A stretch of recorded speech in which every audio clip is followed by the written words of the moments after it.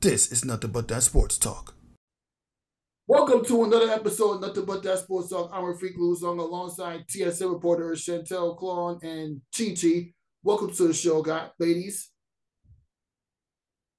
Hi.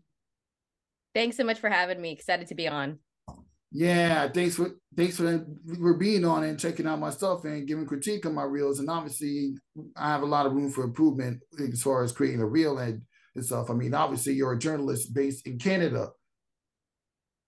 Yeah, I am. You know what? You've had some really good work on there, and I think you got a bright future. I'm excited to be on with you and, of course, talk some sports, and I think we're going to have a lot of fun. But yeah, up here in Canada and been in the game for a little bit, so I'm excited to hop on with both of you. Yeah, very nice to talk. Yeah, very nice to chat with you. And yeah, Chi, get ready for this interview. Why don't you give us a little bit about how you started off your journalism career, Chantel? Oh man. All right. So I ended up going to school for broadcast journalism up here in Vancouver, BC, where I'm located on the West Coast. And I ended up graduating and took a little bit of like time off, but it took me time to get my foot into the door, to be honest with you, as it mostly does. And I ended up getting a job doing promo for like a couple of radio stations, and I was doing promo for them. And then there was a position that was open for their traffic station on the radio. And I ended up making a demo, sending it through, and I got a job. And then I ended up, I did traffic for 5 years and it was brutal. And I woke up one day and I was like, man, I don't want to talk about another accident or stall again. I want to do sports. So I started making my own demos and sending it out everywhere. And luckily, the Blue Jays minor league team got a hold of it, which is located out here in Vancouver. And they ended up liking my demo that I was sending out. And they gave me a job as their field reporter. And that was my first sports position on television. And then from there, I ended up getting a job at TSN radio, which is equivalent to like ESPN radio down there in the States. And there I was doing like hosting, producing sports updates and everything like that. And yeah, that's kind of my journey into the sports industry. Wow, that's amazing. I've seen being a journalist growing up in Canada. One of my co-hosts who actually works with me on the show, he was originally born in Canada. I actually been to Canada in 2014. It's a very nice city. I didn't go to Vancouver, Canada. I've been to Toronto, Canada, but it's part of Yeah. the same Canadian continent. Yeah, definitely is. Toronto is really different from Vancouver. I think Vancouver's a little bit better than Toronto. But yeah, I mean, that's a great city as well, for sure. Okay, and to piggyback on what you said about Vancouver being better than Toronto, why do you think, in your opinion, Vancouver is better than Toronto? Because Toronto is cold as hell, right? Like we're on the West Coast. Over there, it's freezing for like 10 months out of the year, where we have like similar weather to Seattle because we're only like two and a half hours away from there. So we don't get a lot of snow out here. Maybe like once or like maybe like 3 times a year. And it's like really, it's a little bit of snow, maybe a couple of inches. Like I don't really like the cold that much. I don't know about you guys. But yeah, so that's why I like Vancouver a little bit better because like I don't know if I could do like Toronto winters. That's a little bit rough for me. Yeah, I understand. And for somebody that's worked at TSN for a while, like, why don't you tell me, like, how important is the TSN network important to the sports broadcasting culture down there in Canada? It's massive. I mean, it's essentially equivalent to your guys' ESPN. And I think ESPN owns a little bit of TSN as well. I'm not quite sure how much, but they have some type of partnership. That's why if you like look at the logo, it looks pretty similar as well to ESPN. But yeah, it's the biggest platform up here in Canada. Growing up, it was like the most polished network, I guess you could say, but they have other competition as well. There's another platform called Sportsnet. They have a lot of the hockey stuff. As you guys know, Canada, like they love hockey up here. So they get a lot of the hockey games and stuff like that. But TSN is such an instrumental part of media up here in Canada, especially for sports. Definitely my number one go-to, of course. Yeah, and I can tell that Canada is very diverse when it comes to its broadcasting networks. And I know for somebody that's working in broadcasting for a long time down there, only you can give your perspective, like what's it like growing up in Canada and being able to cover all these Canadian stories, whether it's a traffic reporter or a sports reporter. So that's a question, actually. Like the diversity of it and how it's been. I'm gonna keep it real. So you might think it, like some people might think because you're like a woman of color, it might be easier to get into media, but especially like the sports industry up here, there's only so many jobs, right? Canada is as much as it is a big country, a lot of these markets are a lot smaller. So like everything is in Toronto. Like that's like they really want to be New York, I just want to say, but they're not. So yeah, it's no, really, they really do. But everything is out there in Toronto. So I think if you live in Toronto, I think it's a little bit easier to get opportunities because it's a bigger city, which they have like every sport, right? They have basketball, baseball, hockey, you name it, they have it. Like out here in Vancouver, it's a little bit smaller. And I think we're getting better in terms of diversity on the news, especially. It's a little bit more diverse on that side. But on the sports side, especially in Vancouver, I mean, I think I'm probably the only woman of color that does sports. Maybe there's two more in Vancouver, so it's not a lot. So that's something that we can definitely work on. Toronto's been really good. TSN Sports Center, like putting on, giving people of color more opportunities, which is great because growing up, like I didn't see a lot of it. I didn't see a lot of it at all. So yeah. Yeah, it's gonna Can I take. piggyback on her point Yeah. quickly? Yeah, no.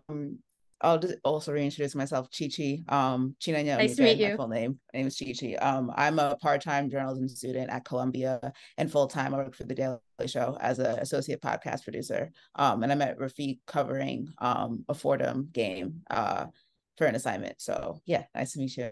Nice to meet you But too. yes, to your point about like, women of color having like the perception of women of color having an easier time within media, and specifically within sports, I feel like it's harder because Yeah. like as I'm growing up and I feel like I'm seeing a lot more Black and brown faces in the spaces that I want to be in. And I have all of my role models in this industry are Black women. But as like a 5-year-old, I didn't really see that as much.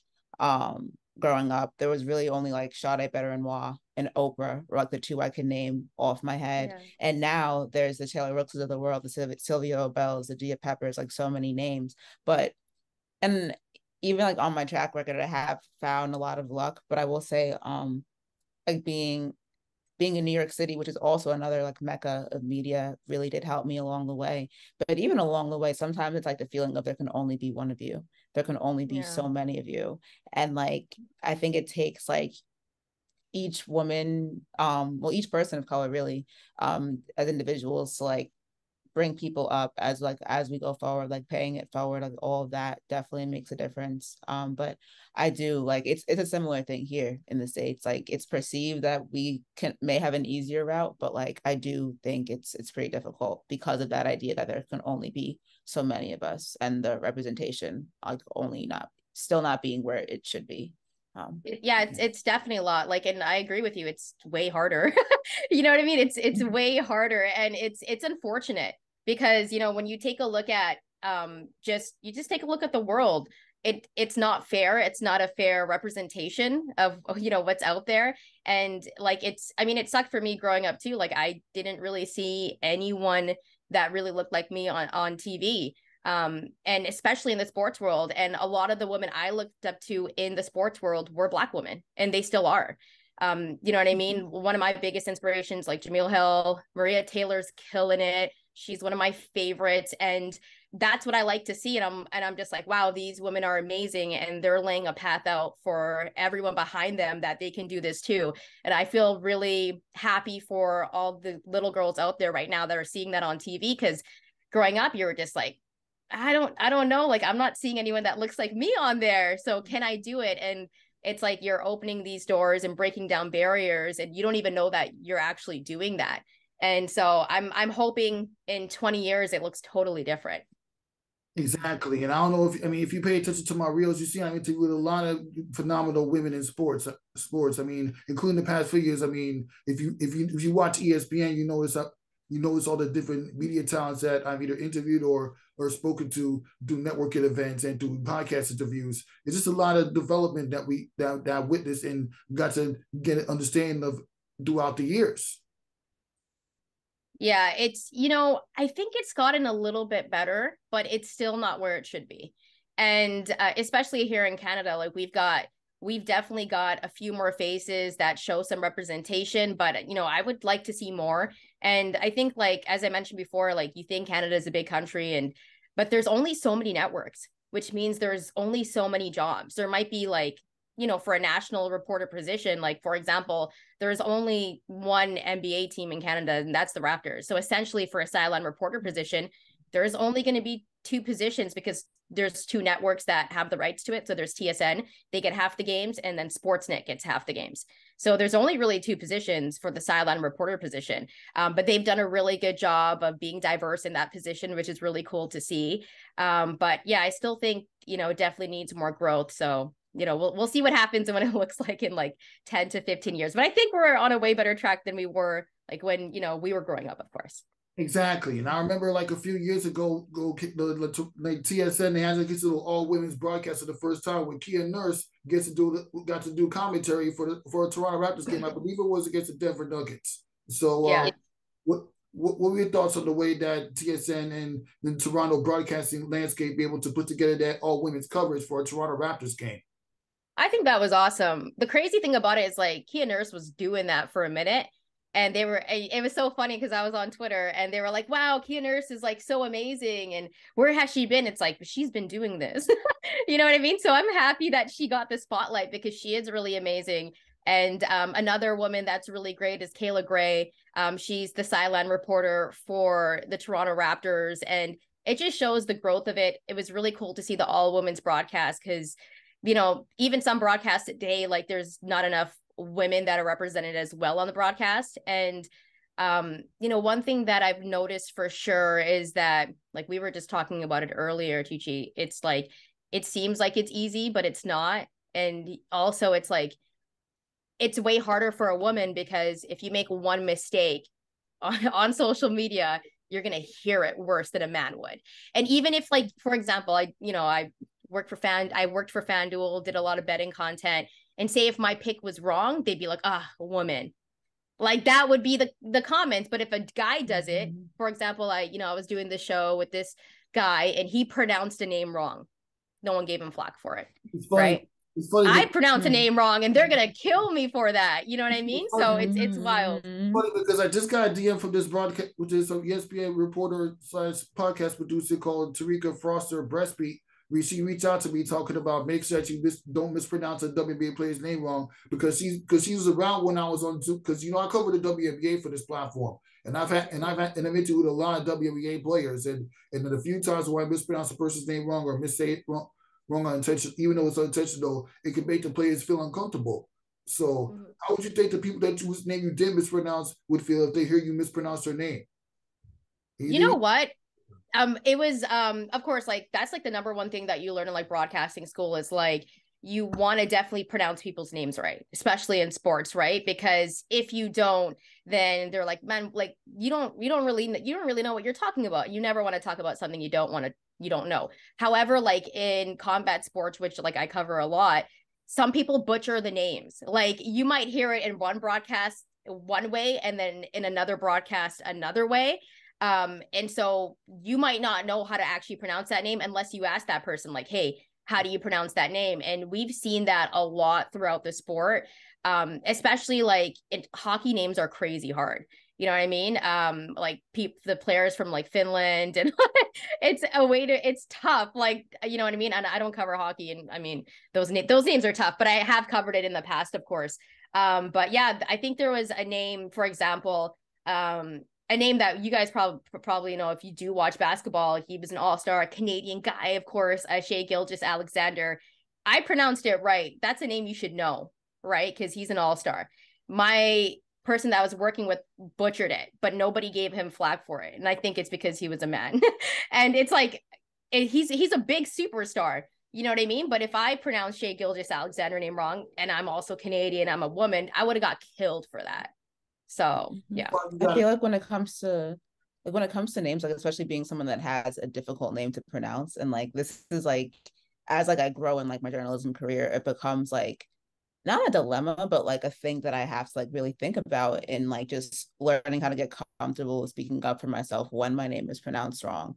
But sometimes like you can correct people over and over and they still don't get it, which is like it's kind of like it shouldn't be this way, but it makes it feel like a give and take. And I feel like, like as a producer, as a reporter, like if I see a name that I don't know, like I really do like try to make a point to like hear that person's name, like either from their mouth or like over like some kind of like video footage or audio recording, just so I know. Cause like I also know what it's like to be uncomfortable, but like in the sports world, it's like really it's fast paced. So sometimes there isn't like time to know or space to know.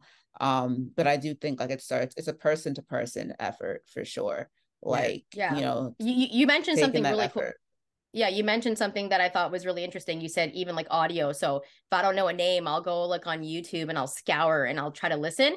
And the bad part though is if it's a really tough name and you're hearing it different every time. And so that's another thing as well. I think there's a guy in UFC, Hamzat Chimaev, and people were calling him Kamayev, and it was like on the broadcast, it was different every time. So that's one of those things where it's like you just got to ask someone. And I've been covering games where I just asked the guy, I'm like, how do you pronounce your name? That's the first thing I want to know, because I don't want to mess it up. And so you're definitely right, Chi. Like you just got to ask, or hopefully there's the correct pronunciation for that player or that person. Yeah, exactly. Asking never hurts. Yeah, exactly. Like I went to Fordham University as a grad student, and I've done play-by-play demos a lot for the men's and women's basketball games. And there were times where I got critiqued for mispronouncing the name wrong, or it at least sounds like I'm saying wrong. I say some. I said one guy's last name wrong. It sounded like I'm saying Bunting, but it was some player named Bunting, whatever his name was. Yeah. I had to hear it, and then when I mispronouncing in Cuba Ohams, this guy named Raf who works for MSG, he said it pronounced Cuba, not Cuba Ohams. I'm like, oh my God. Yeah, sometimes though I think it might be like I have an accent and I can't pronounce something. Like sometimes I'm just like, maybe it's that. I don't know. That is a thing though. Like my roommate's Nigerian. I'm Nigerian. I'm Igbo. She's Yoruba. She told me it was difficult to pronounce my name, and I'm like, really? And I guess like it gave me a little bit more sensitivity and empathy for like those that struggle to pronounce the names. But yeah, I feel like it's okay to correct, but I also don't think it's okay to like choose someone out for mispronouncing your name either, because like a lot of times like people are even scared to ask how do you pronounce your name, because I think that's a rude question in itself. But again, like Shantelle, to your point, like asking the athlete directly, how do you pronounce your name, especially when it's a difficult name, because more likely than not they've dealt with their name being butchered like over and over and over and over again. So like it's such a weird thing to like navigate, but yeah, asking never hurts. That's true. Yeah, and I appreciate you guys asking me before I came on. People butcher my name all the time, and I'm just at the point where I just don't even say anything.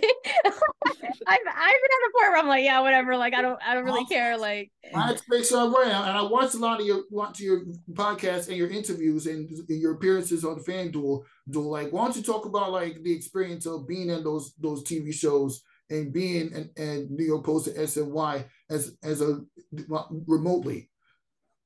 Remotely, I love it. It's cool. When I was working with FanDuel, it was fun because like I was already betting at home anyways. So that was a really, really cool experience. The thing I loved about it was like meeting a whole bunch of different people that I wasn't connected with before. And I'm extremely grateful for that position. I think I was the only Canadian that was working for them at the time, which was really amazing to me, because I'm like, that's always been a dream of mine to like work down there in the States. So that was really cool. How is it remotely working? It's just something that you get used to. Like we're doing this remotely as well, and it's just as interactive. Like I think it's really cool that we have the technology at this point where we can be at home and we can still hop on a show and talk to people.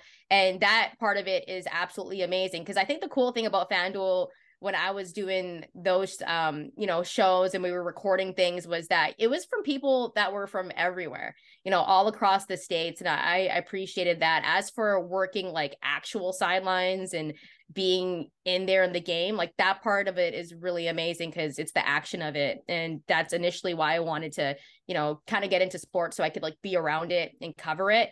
And that experience is totally different from doing it like remotely, of course, but both really great. Exactly. And you know what? This is for my Planted Not Buried family that's watching this episode. Why don't you talk a little bit about how you how you got inspired to do journalism throughout your entire career from start to finish? Okay, you guys are gonna laugh at me and think I'm a nerd, but whatever. This is the truth. So growing up in Canada, so I grew up in Vancouver, and we used to obviously have the Grizzlies, right? The Vancouver Grizzlies. But don't let the looks fool you guys. I'm a little bit older than I look. So when I was growing up, it was like literally before the Grizzlies came, that they got announced that, we were going to have our franchise out here. So I would wake up in the mornings, and the only games that you would really get out here, and it was NBA on NBC at the time. And the only games you would get would be like the big games, like the Bulls, of course, the New York Knicks, who like are my team because I grew up watching them on NBA on NBC. And before those games came on Saturday mornings, and I was like mad young, I was maybe like 4 or 5 years old at the time. And before that came on, there would be a show that would come on called NBA Inside Stuff with Ahmad Rashad and Summer Sanders. And that was the show that hooked me because I'd wake up every Saturday morning before the Knicks game at 9 a.m. and I would watch this show and I'd be like, this is what I want to do. And that was kind of the spark, and it never stopped. And that was always the goal. Like, that's what kind of made me fall in love with it. And it's still one of my favorite shows. Like I look back and I'm like, man, I wish Ahmad Rashad still did that show. But yeah, him and Summer Sanders were amazing. Yeah, but he did bring back NBA Inside Stuff with Grant Hill and Chris Mitko. Like if you watch that Inside Stuff, you think it's just as good as the one Ahmad Rashad did? Yeah, but I'm biased though, because like growing up, Grant Hill was one of my favorite players. So I just loved it because Grant was doing it, and he's also like one of my favorite analysts too for the NBA. So just as good as a show, and I definitely support it. Yeah. Exactly. And it's because of inspiration it led to you attending the Vancouver Liberal School of Performing Arts, where you studied broadcasting arts. Like, why don't you talk a little bit about your experience developing your craft at that school? Oh man, it was a little bit rough, to be honest with you, because it was brand new for me, right? Because I went to school in East Van, which is essentially like the hood, right? Like in Canada, but it's not. So I went to school. It was like a private institution to get into BCIT at the time, which is the British Columbia Institute of Technology. It was like a 3-year wait to get into the broadcast program. It's not the case anymore because, as you know, really hard to make money in journalism and media. Like it's tough, right? So I went into like this private institution at the time. It was called Columbia Academy. They rebranded it to like the Vancouver Art Institute of Media. Anyways, I'm like elaborating on all that, but yeah. So when I went there, it was different because it was like a total different scene. I was around a lot of people that I probably wouldn't have ever been around. And so that's the best part about college, right? Is that you get to know people from like different walks of life. And so that was the biggest thing for me because it opened my eyes and I made, different connections, made different friends, met different people that I didn't grow up with in my neighborhood. And so that part of it was really cool. And it made me grow up really fast because the stuff that I was used to where I grew up, like it just wasn't like that in college. And that part of it helped me grow as a person. How was it developing my craft? I sucked in college. I was terrible. Like I have like cassette tapes. GPA.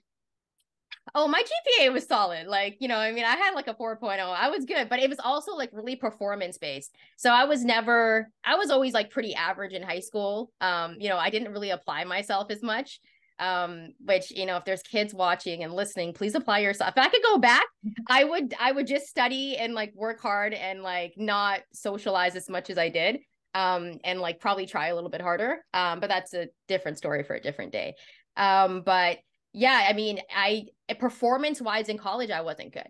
And you know what I mean? So I had to work extra hard because Another thing that I learned, and this is something, you know, if you're in school right now for broadcasting and you want to get into sports, when I went to college, the only thing I wanted to cover was basketball and football.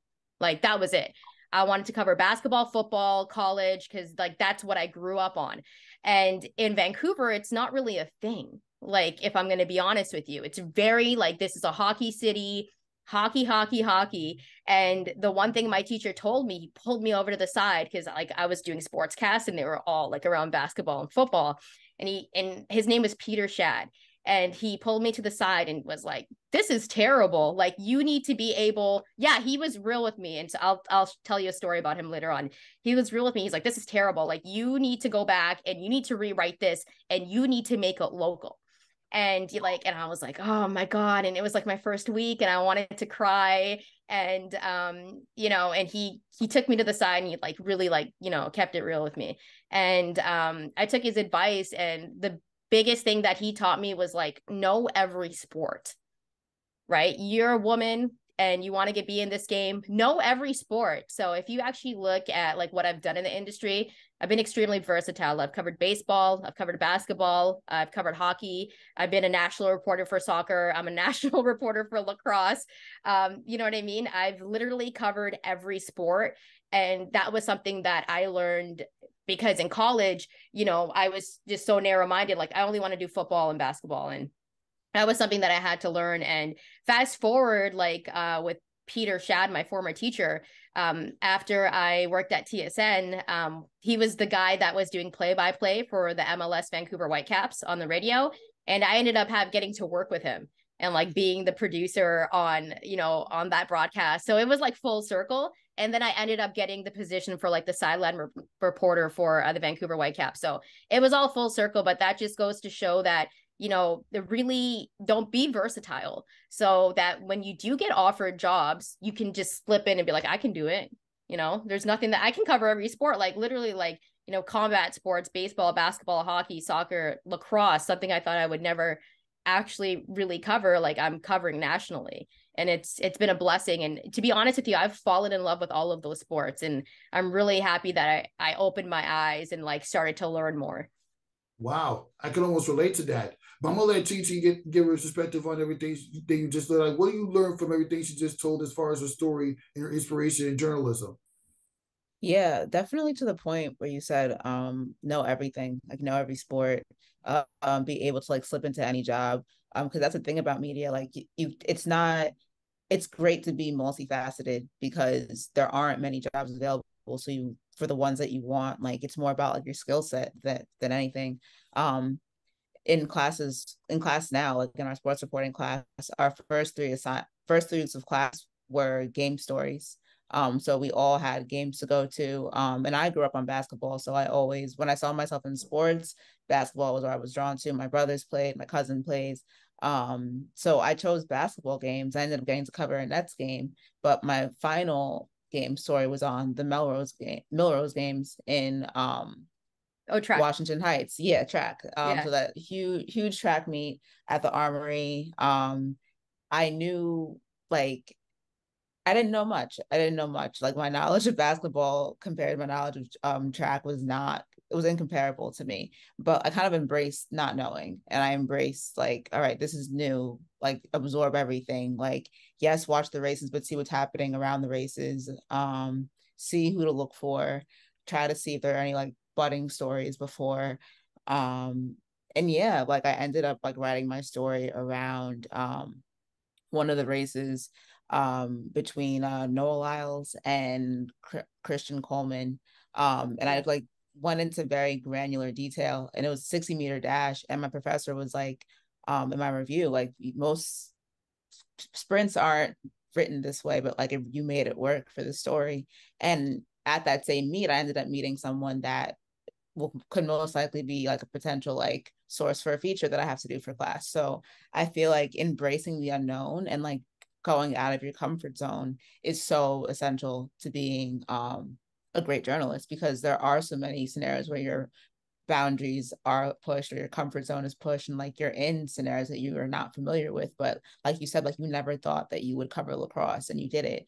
And combat sports and soccer and all the things that you've covered, Shantelle. Like I feel like, and also like falling in love with each sport, like through the people that we talk to and through their stories. It's so easy to fall in love with every sport, because I think that's like one of the reasons why I really do like sports writing, sports journalism, because it's a way into the person behind the player or the athlete. It's a way into their story, and that story connects to the sport and makes it an even more enjoyable thing to interact with. So Raf, we should give Chi Chi props. Don't just clap for her, because she covered a track meet, which, by the way, that Millrose Games there's a lot of so much talk about Christian Coleman, and you got to cover that 60. That's crazy. Like the fact that you were able to do that and be so versatile, like we need to give her some props there, because that's not easy to do. That is not easy to do. Much. So yeah. Exactly. I appreciate that. And you know what? When you came down to, you know what? When I met you at Fordham University, when you covered your first men's basketball game, I was the one that gave her questions to ask the players, because I'm used to while doing it independently after doing a lot of WNBA interviews for 3 years. Mm-hmm. No, and that's the thing, and that's what comes with like embracing the unknown. Like Rafique was there, Gigi, who was another like amazing woman. She was commentating that game, and just like asking them like literally, where do I sit?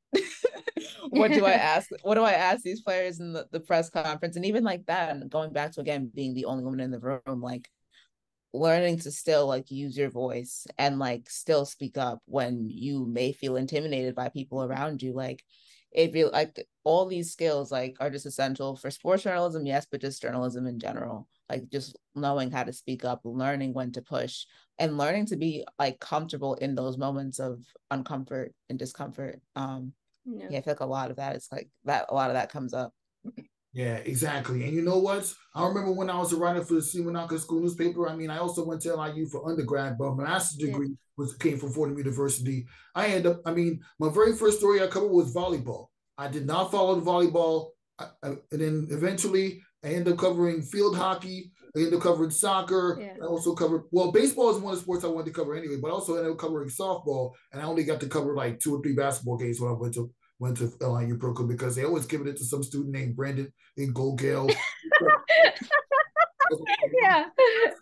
But they kept giving it to another student. He ended up being the sports editor, but it's all good because I got to cover it on my own, and I've managed to get way better stories than I would have got. Well, actually, I shouldn't really say that, because it's wrong to compare journalism stories. I mean, journalism stories are good as all right, whether it's sports or entertainment. And then I even got to do like little profile players also interviewing players for the swim meet and the volleyball when I was in my freshman year, just to give myself a little sense of how to do journalism, not just from covering the games, but getting to know the athletes. Yeah, for sure. But yeah, you should take that credit, because it's like, yeah, you've done some great stories before. So give yourself some credit. I think in life we don't give like ourselves enough props for like what we've done. So Raf, you take that credit. Of course I would, but Canada. I mean, as far as it being a hockey team goes, I mean, you got so many hockey teams. You got Vancouver Canucks, you got Edmonton, then you got Calgary, you got the Toronto Maple Leafs. You got so many teams. I mean, you had the Vancouver Grizzlies before they moved to Memphis. I don't know why that happened. Yeah, they don't even have Grizzlies in Memphis. I'm still mad about that. But you know what? I think now, yeah. Sorry, Raf, you cut out. Sorry to cut you off. You got the Toronto Raptors, who won the NBA championship in 2019 against the Golden State Warriors. Yeah. What? And then, of course, I remember like nearly a decade ago, the Vancouver Canucks, they lost to the Boston Bruins, and all the fans of the Vancouver Canucks was frustrated, throwing a tantrum over their loss to the Boston Bruins. Rap, we don't talk about that around here, okay? Well, that's still. In Vancouver, you were kind of frustrated to watch it. I mean, how did you react when you saw that little outburst that happened with Vancouver Canucks fans when they couldn't even score a goal, let alone win in Game 7 against the Brewers? I believe it was in 2011 or somewhere around those realms. Yeah, 2011. It's a rough time, man. You know what? Like there were people that ended up rioting, which I thought was like super stupid, because they burnt down the city. for a hockey game, but like there's just wild fans. Like even in '94 when the Canucks lost to the New York Rangers, they rioted. So we're just it was embarrassing to see them do that to the city. But yeah, I mean that's a heartbreaking thing. Like Vancouver has never won a Stanley Cup. As for the Toronto Raptors winning in 2019, I actually have like roots in the Bay. You know what I mean? Like grew up going to the Oracle to watch games. So that was their last year playing in Oakland. So I was actually rooting for the Warriors. I've never been a Raptors fan. Just want to throw that out there. I've always been a Knicks fan. Yeah, I've never been a Raptors fan. Toronto is like far away, right? I got no ties there. Other than it being a Canadian city. I grew up a Knicks fan because I grew up like watching their games, NBA and NBC. So I get a lot of flack for it. Like a lot of Raptors fans make fun of me over here, but Knicks look good this year. So I'm happy about that. Yeah, you know what? Listen, while we're on the subject of talking about the basketball, man, you know what? That's amazing that you managed to stay loyal to New York Knicks despite the fact that you never grew up in New York. And you got to be on a New York focused platform by coming on SNY, the New York Post, with Dexter Henry, who's been on my show. I've been on his podcast and can't see the link. Like, why don't you talk about the experience working with Dexter Henry? Oh, Dex is that dude, man. I love Dex. I met Dex through my friend Brian, who I met through FanDuel. And now me and Brian are doing a combat sports show called The Mandatory, focusing on boxing and betting. So that's been really cool. And I went on their podcast, It Ain't Hard to Tell. And me and Dex just developed a relationship. And, we have a love for the Knicks, which we both talk about often. We'll text about the Knicks and everything like that. So that was really cool. And I appreciate you guys bringing me on this New York platform as well. But yeah, like they've always been my team. Like Allen Houston is like one of my favorite players.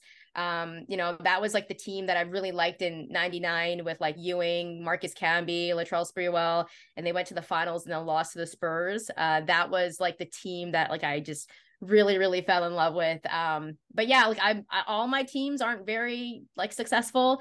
My dad lived out in Oakland, so I'm like an Oakland Raiders fan, and like they're not a good team as well, but I'm like diehard. I don't miss a game. I don't think I've missed a game in like over 15 years. And I even sat through the game this year where they didn't even score a point. I don't know why I was still watching. It was like the fourth quarter and they're down to New Orleans. So I'm a loyal fan if it's one thing. That I know that has to hurt. I mean, you talk about the Las Vegas Raiders. I mean, they were kind of underwhelming. I mean, at one point at one season they were winning close games. This year, they at the beginning of the year they lost close games, but they won close games because they had like a little 60-yard rushing touchdown against the Seattle Seahawks. And then the only reason why they beat the New England Patriots because of that dumb lateral, because they didn't know how to execute a lateral play when the game was tied. That was nuts, though. I was happy because that lateral play, I thought it was a wrap. I thought it was over. I'm like, oh, we're going to lose to the Pats. I hate the Patriots, by the way. And so that was kind of cool. It was a disappointing season. And the year before was like an exciting season because they had made the playoffs first time since like 2016. So I was excited about that. But it'll be interesting to see what they do. Of course, they just like lost Derek Carr. He had a meeting with the Jets. And I think if he goes to the Jets, if he ends up signing with them, they're going to be a good team. Yeah, and to piggyback what you said about hating the New England Patriots, don't worry about it. You're talking to a guy who roots for a sports team that defeated the Patriots in the Super Bowl twice. So don't worry about it. You root for the New York Giants. You root for the Giants. For the New York Giants. I'm mad they got smoked by the Philadelphia Eagles, but it's expected. We overachieved this year. So I'm not worried. So it was still hard to watch. It was still so disappointing. Chichi, are you a Philly fan? No. I'm a Giants fan. But like that, when Philly blew the Giants out of the water, it was like. I didn't expect that. I thought Giants would keep it close, to be honest with you. Like, I did not expect that. When the Philadelphia Eagles offense was OP as heck, of course we were going to get smoked. I mean, it's to be expected. Yeah. I remember their defense was very flimsy that day. Like they couldn't hold on to any of the Eagles defenders. It was hard. Yeah. It was a hard game for them to really like show off in. It was hard to watch, and even their faces, it was sad. Yeah, Eagles but you know what? Great time. The Eagles O-line was like dominating in that game. And like I thought it'd be a closer game, to be honest with you, but I think the Giants had a pretty successful year. I don't think anyone knew they would have that much success this season. So if anything, like that's how you know that my teams aren't really good, because I go for like moral victories. I'm like, okay, well, no one thought that they were going to be there. You know what I mean? So, I mean, you guys got a crazy defense though that I think is going to be good in the next few years. Like some pieces on there for sure. Yeah. On the point of rooting for like morals and loyalty, Nets, don't sleep on them. They have something to prove for the rest of the season. I feel like once like Kyrie was traded and then once KD was traded, like everything I saw online was like just speaking to like I guess the decrease in all-star value of the Nets. And of course, like there were so many injuries during that time. But like the game I got to cover and the few games after that, like Cam Thomas stepped it. Can I curse on this? I forgot. No curse, you can't curse. Sorry, you're not okay, allowed. No problem. Okay, just making curse. No curse. You always have to ask. You always have to ask. But are you for real, Raf? There's no cursing? Is that a joke or? Nah, no serious. No cursing on my show, please. Okay. I don't think I curse at all. So yeah, no, I'm pretty sure I've kept the PG up until this point. But yes, no, but like basically just he stepped it up. Like the game I covered, 44 points. Game after 40 plus points. He was on a 40 plus point streak. And I feel like when people doubt you, and especially like when you are a player that's like just been like waiting to like get like their shots and get their hoops in. Even Jack Bond like spoke to how like Thomas is able to like go in, put up a bunch of threes, and like once like the team is able to see what he's doing, they just fed him beating balls, and you see it now with D Whittle as well. Den Whittle, I hope I'm pronouncing that right. But yeah, that's my take on the Nets. D Woodley, yes, that's it. D Woodley. Spencer Dinwiddie. Wow. I think the Nets actually have like they actually have depth though, and now they're just missing like a superstar. They actually have good pieces, man. They have a lot of depth. Yeah. Like you just talked about, like Spencer Dinwiddie's played with them before. We know that he can drop 30 if he needs to. Like he's a scorer. Then you got like Mikal Bridges, good defensively. He had a crazy game the other night. Yeah. And then you got points. like they've got pieces, you know. The Nets are just now missing like the bona fide superstar, but you could like slot him in there. I also really like how Claxton's developed this season. I think he's gotten a lot better. So the Nets definitely have some pieces. For me, it's like I'm a Knicks fan though, so I don't want the Nets to win one before the Knicks ever win one. So, I don't want to see that first. All right. It's a healthy competition here. It's all good. Healthy competition. Yeah, I know you didn't want the Nets come back for 28 points down to beat the Knicks in the regular season game last year. That was horrific. As happy as the Nets brought that comeback. I mean, I root for both basketball teams. I'm going to be straight up with you.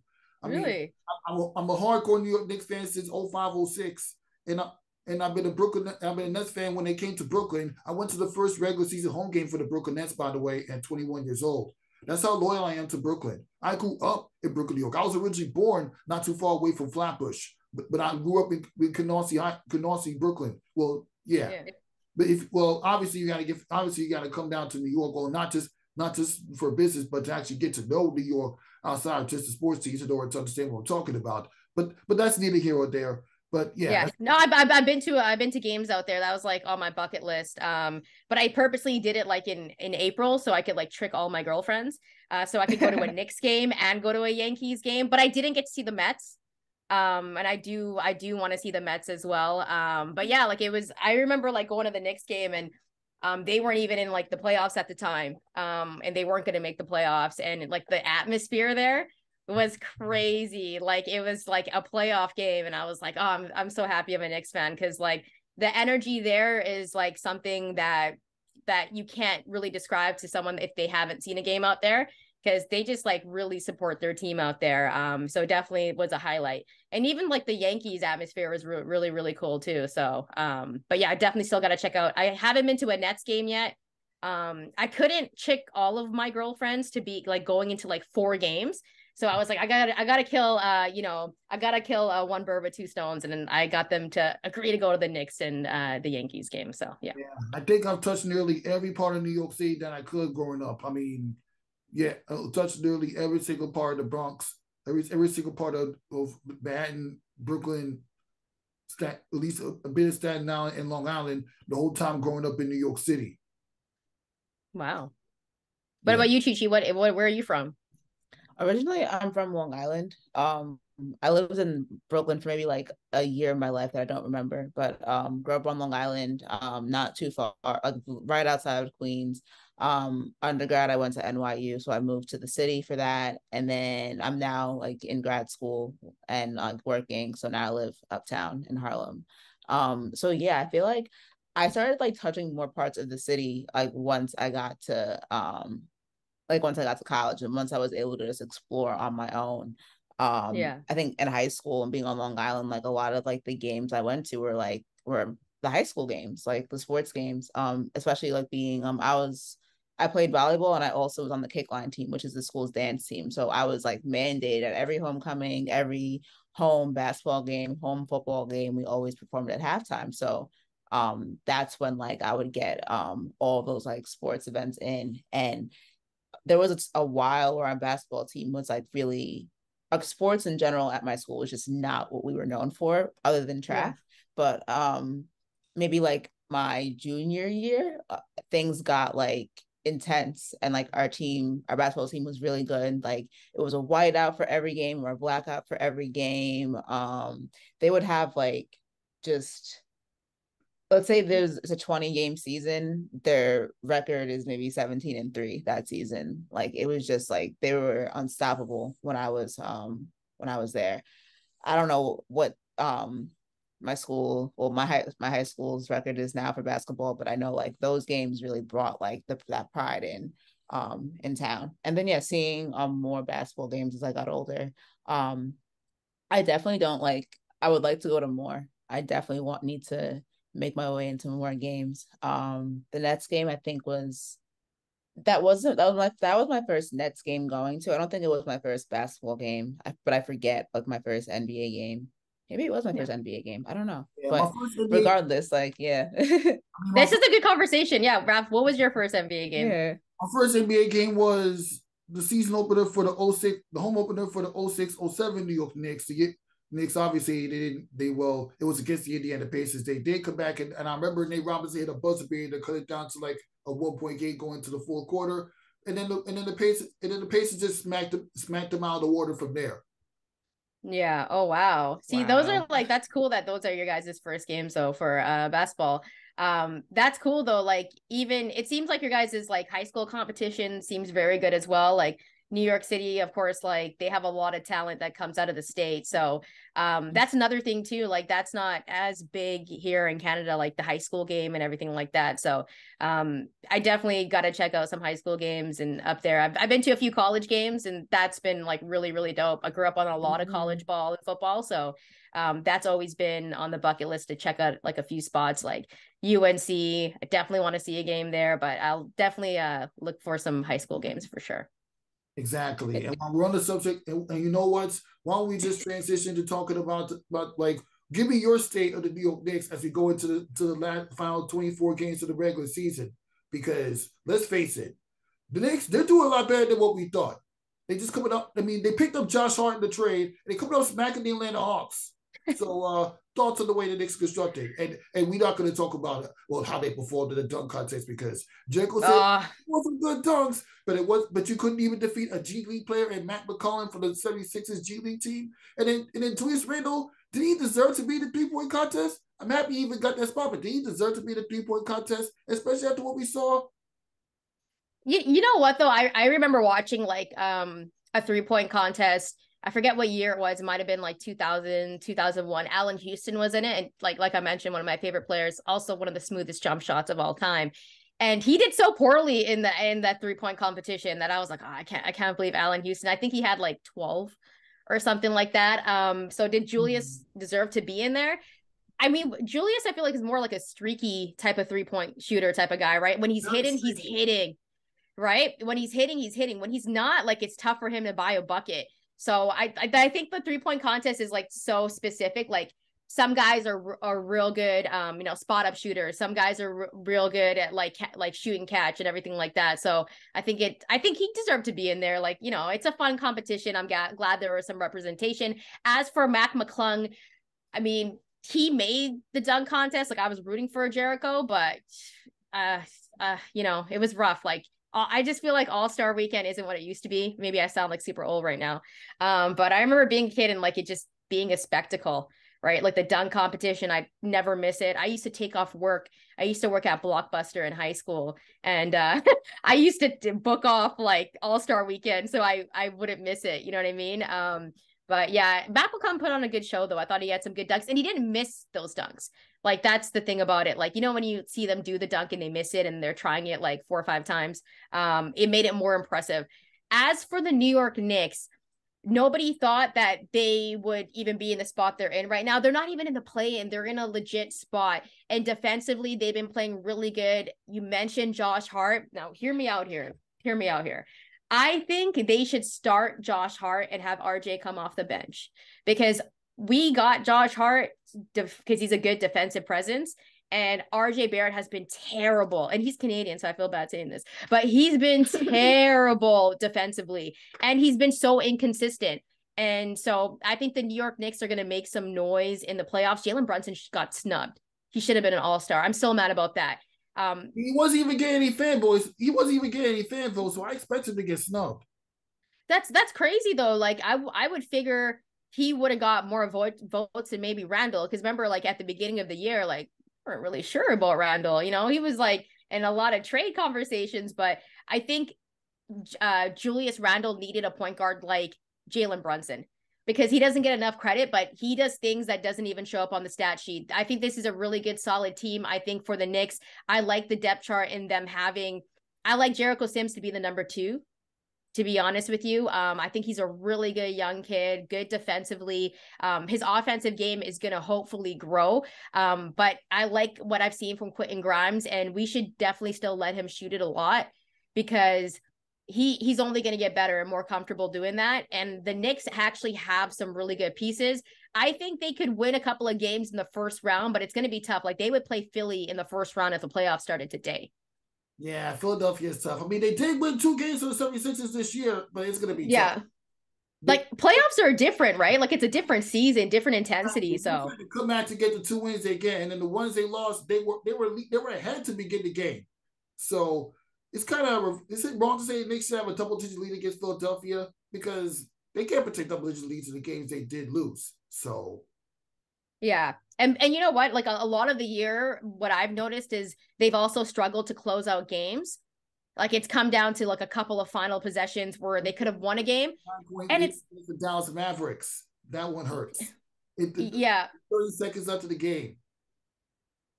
But it's like, who's going to be that guy to take that last second shot? Like Brunson's been really, really good, but we know all eyes are going to be on him. So my whole thing is I like what I see from the New York Knicks. I think they're going to get into the playoffs. I think hopefully they'll stay in the spot that they're in or move up. I think they have the potential to move up if they continue playing the way they have. But I think when it comes down to, I think there's other teams with a lot more depth in the East that already have like bona fide superstars and whatnot. So I think they're going to get into the first round. I think they're going to make some noise, but it's going to be hard for them to get into the second round, because the one thing that the playoffs, it's so important, is those final possessions. Who's going to hit those last bucket shots? And I'm so curious for the Knicks who's going to hit those, because I like RJ. As I mentioned, I think he should come off the bench, have Josh Hart start, and then maybe the Knicks move him in the offseason. Yeah, but it's not like as if RJ Barrett didn't have any good moments throughout his career. I mean, he had a buzzer beat off the Boston Celtics. Earlier this year, he had a game-time dunk at the buzzer against the Raptors. Of course, they did lose the game. But yeah, RJ Barrett, he has to work on his consistency and play defense a lot better when you're on the court. So now that I think about it. Yeah, what do you think, Chi-Chi? You think RJ should get traded in the offseason? Oh, this is the part of the conversation where I sit and learn from you guys, y'all's conversation. I don't have an opinion on RJ Barrett, like whether or not he should be traded, because I'm still like new, like into getting into just like following like players in general and like following sports in general. And yeah, I have heard that the Knicks are doing better than usually expected. So yeah. I will keep a closer eye on them as I watch for the rest of the season. But yeah, I wish I had more to add to input in that. But just like watching you guys go back and forth and just like, again, like learning how to be a sports journalist, not just like telling the stories of the game, but like telling the stories of the players and like making predictions like based on like just things you've seen and just like practice being in the field and covering like so many players over time. Yeah. So yeah, I wish I had more to add, but Yeah. That means that also we should that means the on Knicks my should trade tour. RJ Barrett. I'll agree with y'all. That's not one of the reasons why I invite you to so you can learn from other journalists, not just the ones within our community. And speaking of community, like and this is for my Planted Not Buried family that's gonna watch this episode. I'm gonna make sure I clip this. Like Shantelle, why don't you talk about how do you think that you impact your own community in Vancouver with your storytelling in the journalism industry?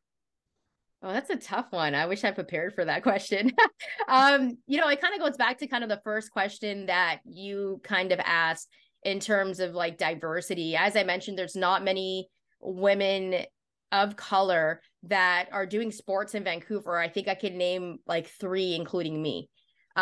So the impact of us in Vancouver covering sports, I think, is massive because I think there's a little girl out there that might see me on TV and might be like, hey, I can do this one day. And I think that's what it's all about, because growing up, I didn't have that. Yeah. Right. So especially a woman, like there was, a couple of people on TV, but locally, not so much. So how do I think I'm impacting my community is I think it's providing a little bit of inspiration for women, young girls that do want to get into the game, to know that there is a path to do it.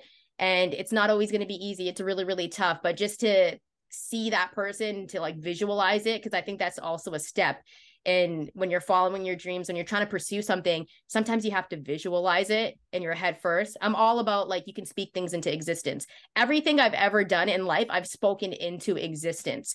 And, I really think that's God's work. So for me, I think if there's a little girl that's on her couch that's like flipping channels, or might see me on TV one day and be like, you know what, I can do that one day. So that's how I think I'm impacting my community, because there's not a lot of people that look like me that are doing this in Vancouver.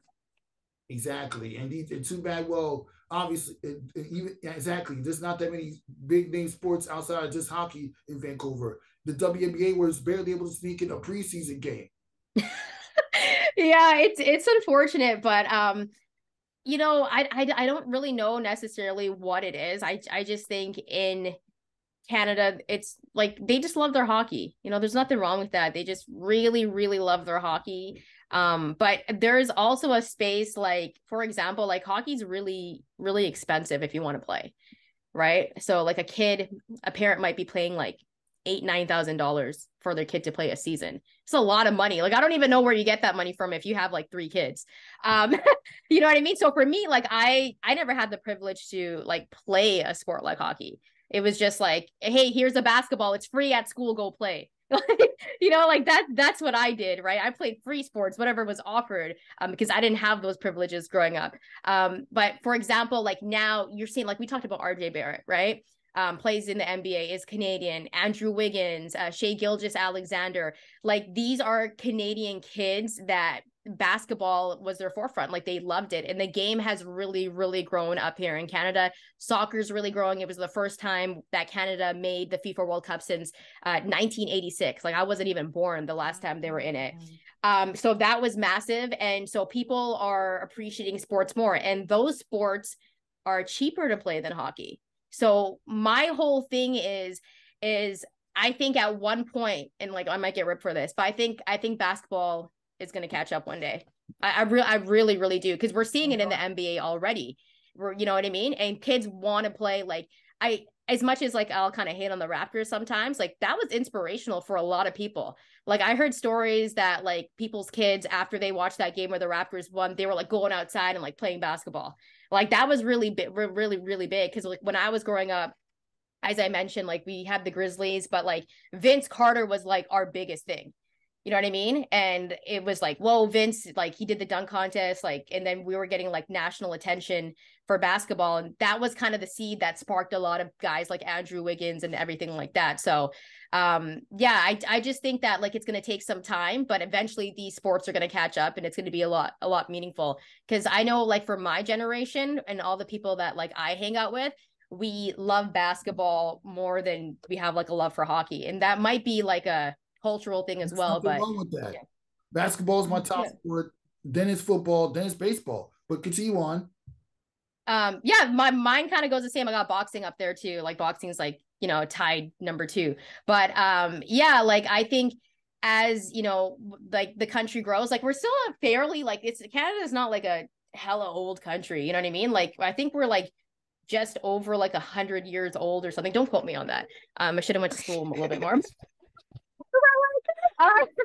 Like no, it's yeah, like I think so. Like not yeah, I'm like sure it could be that young. It could be. No, it's not. You know what I mean? You're like right. You're right. No, you know what? Don't quote me on that. You gotta edit that. But I'm just saying we're still a fairly new country. You know what I mean? It's got to be more than 100 years old, I must say. But I'm just saying like hockey's always been like the focal point. And now that like kids are seeing guys like Shai Gilgeous-Alexander be an all-star at the NBA All-Star game, like that's going to be inspirational. More kids are playing basketball. There's more programs. When I was growing up, like there weren't basketball programs that you could, join. Like you could only play like within the school. Now there's like legit programs where kids can get their skills better and whatnot. And there's opportunities to get scouted now. Like when I was playing basketball, like there weren't scouts coming up to Canada and like watching people play, but like there's guys that like Andrew Wiggins and everyone like that are like opening doors and like really inspiring these kids that they can do it. So, much love to them. And even a guy like RJ Barrett, like plays for the New York Knicks. He's a guy that's I think he's from Mississauga, Ontario.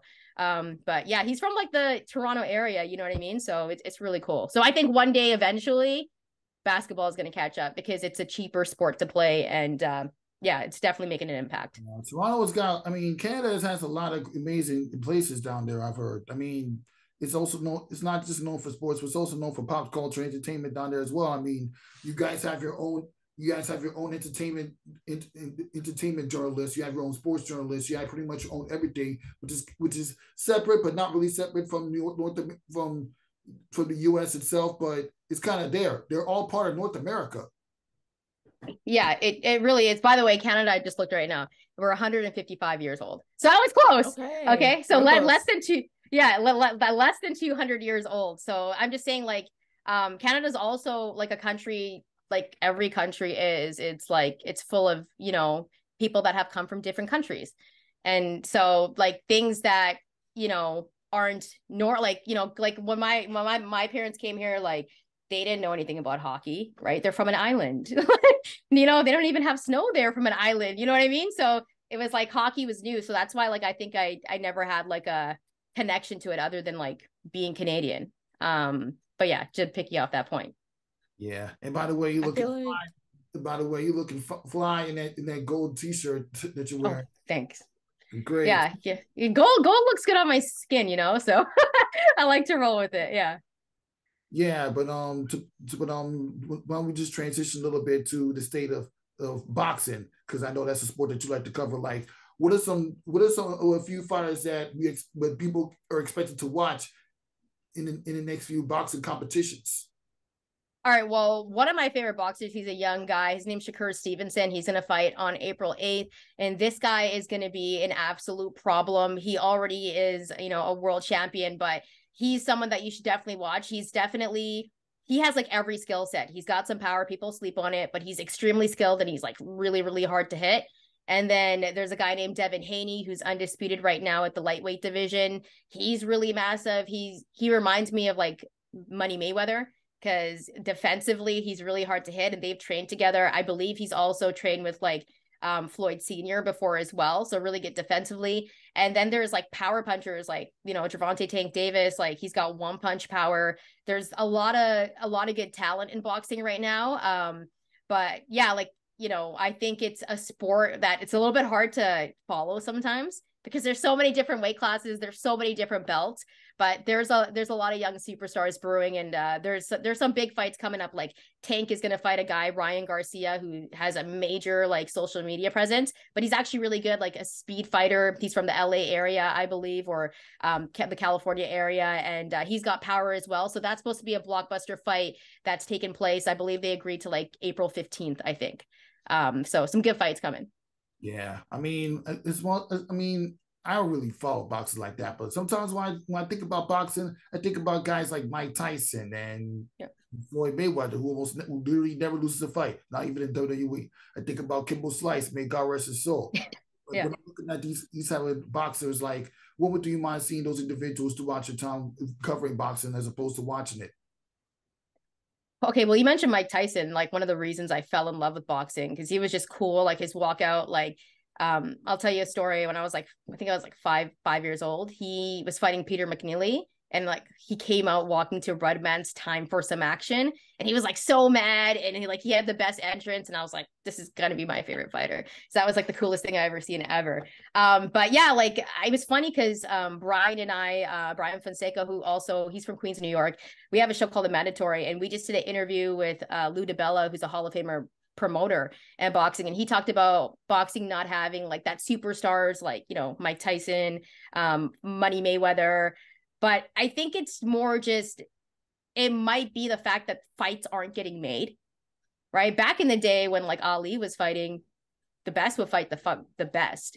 And so hopefully that's what we get in boxing now, where we're seeing guys fight the best. So I think Tank and Ryan Garcia, if that fight happens, and it seems like it will, that's a massive fight. We just got to have those blockbuster fights, I think, to grow the sport. Exactly. But thank you for giving your insight on everything that's been going on in boxing, because, well, based on everything you're telling me, I'm probably going to be into some good fights when I finally start watching it, especially UFC. And, well, they put together a good product, especially since UFC is back on ESPN. I mean, yeah. Yeah, UFC does a really good job at putting on good fights, like massive fights. And I think some people would argue that, they prefer UFC over boxing or vice versa. I think it's just what you like. I think UFC just does a good job. I think it's easier to follow. There's not so many belts. Like there's not like boxing has like a WBC, a WBO, IBF. Like if you're a casual fan, like how do you keep up with that? It's tough. Whereas a UFC, like they got one belt. The rankings. It's easy to follow. So I think UFC does a really good job, and they do a really good job at promoting the women fighters as well, which I think boxing is catching up, because we just had like Amanda Serrano, Alicia Baumgartner. They're fighting out there at the Hooley Theater, if I'm not mistaken. And yeah, man, we got some really good women boxers that are on the come up and making some money as well. So it's really, really nice to see. Yeah, really nice to see, and I can't wait to see how they're going to be producing all the stories that you're going to be telling when these boxing events really happen, and you continue producing that podcast with Brian. Well, but I want to, but before we're getting closer and closer to wrapping up the show, I promise you. But why don't we talk a little bit about your favorite? Well, March Madness is not that far away. Yeah. Why don't we talk about like some of your favorite March Madness moments? Oh yeah, we're going to be talking about his cousin played for St. Peter's, like his cousin plays for Seton Hall, who came as a transfer from St. Peter's. Casey and Defu, yeah, my cousin. Oh, really? Nice. Yeah, that's my cousin. Yeah, it's so funny, like especially last year when St. Peter's was just going against everybody's expectations. Like in my towns, like when I would just like mention Casey just in conversation, it's your cousin's Casey? No, he's not. Really? And I'm like, yes, like I know his whole government, know his family, like no, like it's, and my brother and him, like they're two peas in a pod, the two of them. So it's actually kind of beautiful to see, like, seeing them play basketball together from like 5-6 years old, and then seeing Casey now at Seton Hall. My brother's also playing. Wow. He's playing for Post University. So it's like just seeing and another one of their friends, the name is telling me, but he plays for Fordham. I want to get his name right. Khalid Moore. Boom. Khalid Moore. Okay. Yeah. He also grew up with like the two of them playing ball. So again, like just seeing that kid Khalid Moore play, he gives me visions of Shea Gilgeous-Alexander a little bit. Like the ability to do the ball and score on the fast break and slam it down. Like, are you serious? Crazy. It's impressive. That's cool though. I'm gonna be like, yeah, I was on a podcast with Casey's cousin, just saying. That would be big up here in Canada. That'd be cool. People like, oh, really? Yeah, that'd be so. Oh my gosh! Listen, hey, tell the world. I don't care. Let's say, but my answer to the sorry, question that I asked earlier, by what are your favorite March Madness moments that you watched growing up? All right. By the way, I want to apologize because I totally get off track all the time. All right. Some of my favorite moments. We talked about honestly, like Steph, when he played at Davidson, him just going off in the tournament and being like, was amazing. Like that to me was just like spectacular. And I remember being like, man, I hope the Knicks can draft him. Of course, that didn't happen. Every time I watch March Madness, though, I'm also being a scout for the Knicks secretly. They never take my advice, though. What else was a really cool moment? Okay, so played for Duke. They weren't in Michigan State that time. Yeah, one of my favorite moments, well, not really a favorite moment, but remember when Derrick Rose was playing for Memphis and he took that Memphis team all the way, and then Mario Chalmers hit that last second shot and Kansas won it. Trust me, I remember it very well. I remember it clearly. That was moment. They got shut down by Kansas in overtime. And it was just like, and I'm actually like a big D Rose fan, so for me, I was like, oh my God, like that was, but it was. Yeah, but it was a really good game. That was one of my favorite ones. I'm trying to go back and think who else had like great performances in March Madness. I used to love I think Tayshaun Prince when he played for Kentucky had some really, really good moments in the tournament.